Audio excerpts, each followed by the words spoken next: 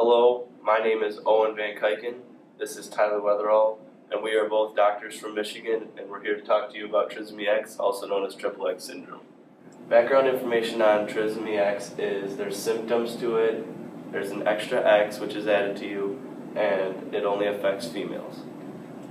Okay, so as you can see right here in this picture, that when you look at it, it has more of a male figure to it, and is what you will look like if you have trisomy X, and you have shorter hair because you are more like a male because you have that third X chromosome, and your breasts will be widely spread out, and you would have widely spaced nipples. Then if you were a female, they would be regular spaced nipples.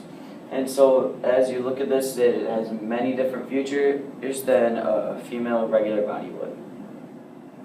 Okay, so when you go to the genetic information, it is found on the X chromosome because there's 3 X, so you're dealing with the X chromosome, not the Y. And then when you go through it all, it's an X-linked because there's an extra X, so it's automatically X-linked. It's non-recessive or non-dominant because it can happen to anyone when you're born. If you have an extra X chromosome, there's nothing you can do about it, and it doesn't run in the family. Anybody can get it, and it's also non-disjunction. So as you look at this, this is an example of the triple X syndrome. When you go through all of it, you're supposed to have 26 chromosomes, but because of this extra one right here, you have 27.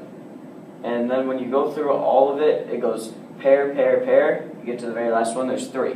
You're supposed to only have 2 because that's a pair. It's a pair of 2, not a pair of 3.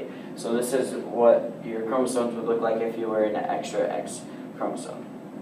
Okay, so for Punnett squares, there are no Punnett squares using trisomy X because trisomy X is a non-dominant or recessive genetic disorder, so it is not possible to make a Punnett square. Now for the pedigree, it's the same thing. Trisomy X is not allowed, not able to be a pedigree because it's a non-dominant and non-recessive genetic disorder. For the bibliography, sorry, I cannot pronounce that, I have a hard time, but this is basically, we're just trying to quote the authors to give them representative for their work that taught us what we know. From this presentation, all our information, you can go through these links, figure out what information, where we got it from, what pictures we got it from, and where everything is, just to see, and then you can see where it was published, and the link and everything that you need to make it so it's not copyright. And this is what it would look like, and this is links that you can get more information if you would like to.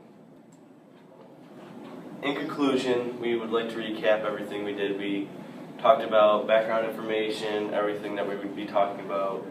Then we talked about the genetic information, mutations, Punnett squares, and pedigrees, and how they are able to be used in trisomy X disorder.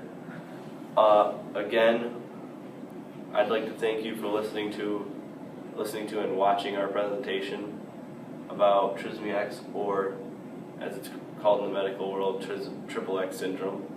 Thank you again. That's all, folks.